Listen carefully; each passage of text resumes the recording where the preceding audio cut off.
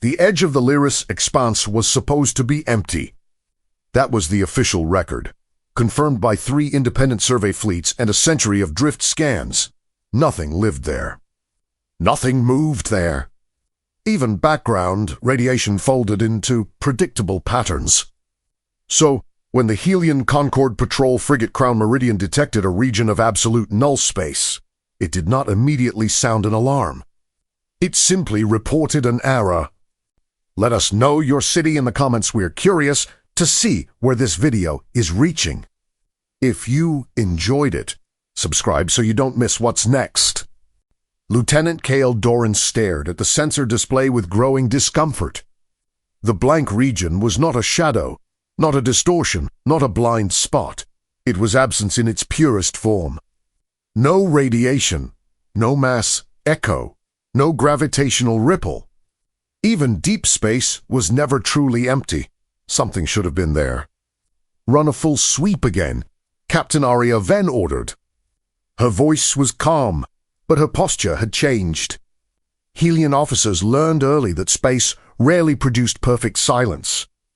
Silence meant either malfunction or something deliberately hiding itself. The sweep returned identical results. Nothing, and still the nothing was expanding. At first it was only a few kilometers across, then 20, then 100. It was not moving through space so much as rewriting it. The edges were wrong, too smooth, too precise, like reality refusing to acknowledge what lay inside. "What is it?" Cale whispered. "I don't know," Aria said. That was the first time she had ever said those words on duty. Within minutes, the patrol ship's auxiliary systems began to disagree with themselves. External cameras showed stars, where sensors showed void. Thermal maps collapsed into uniform gray. Navigation AI entered recursive correction loops.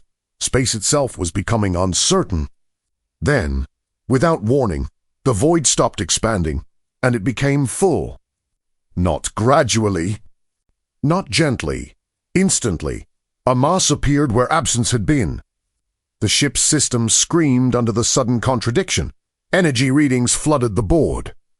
Structural mass estimates climbed faster than computation could follow. "Report!"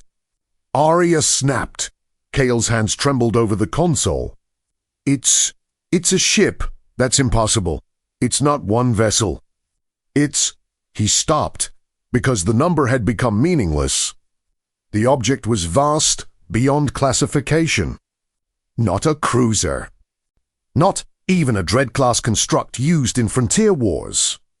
It was something built on a scale that made their entire fleet doctrine look ceremonial. On its surface, markings slowly resolved into clarity-black geometry against matte metal.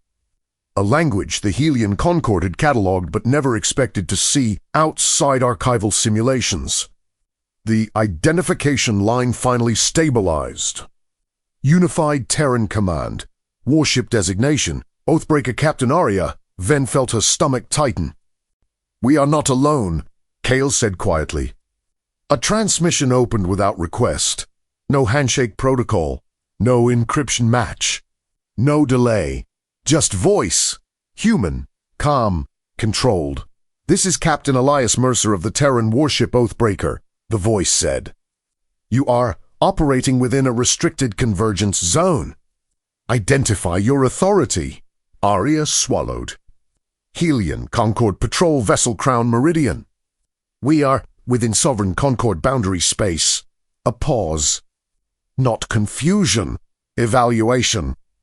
Then, "Your records are outdated," the human voice replied.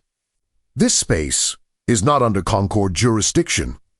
"It has not been for some time." "That is incorrect," Aria said carefully.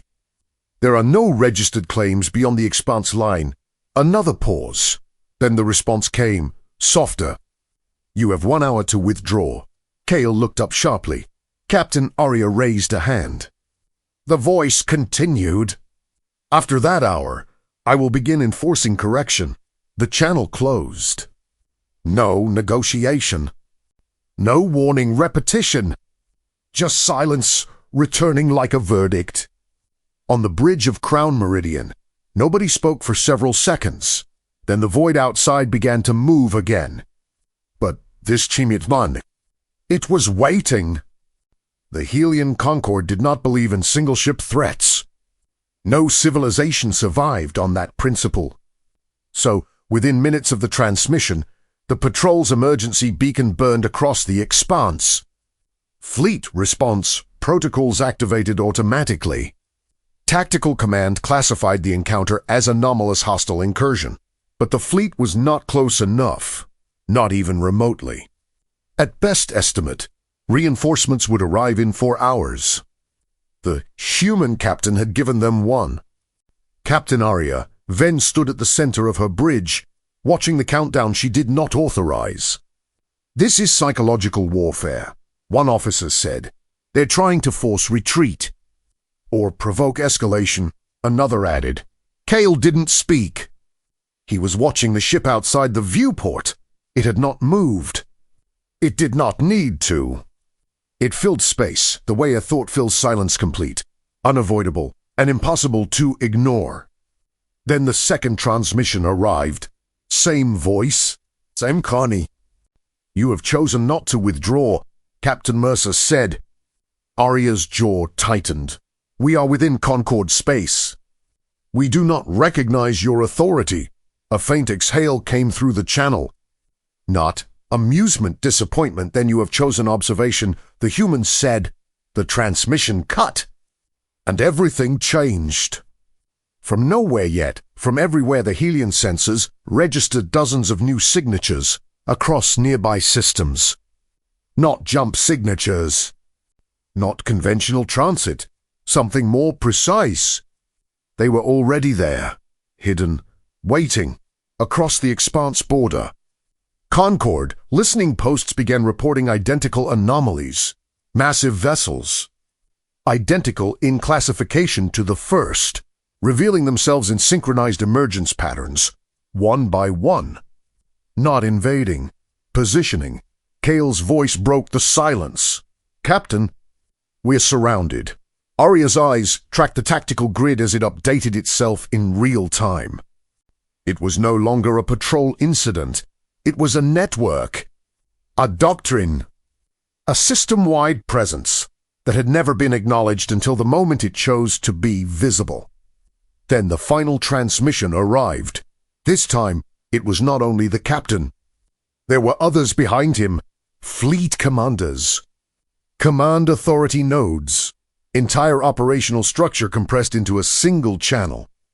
"You were given time to observe intent," Captain Mercer said. "You did not withdraw." A pause. "Then now you will observe consequence." Outside, the waiting ships began to move. Not toward the Crown Meridian, toward everything behind it.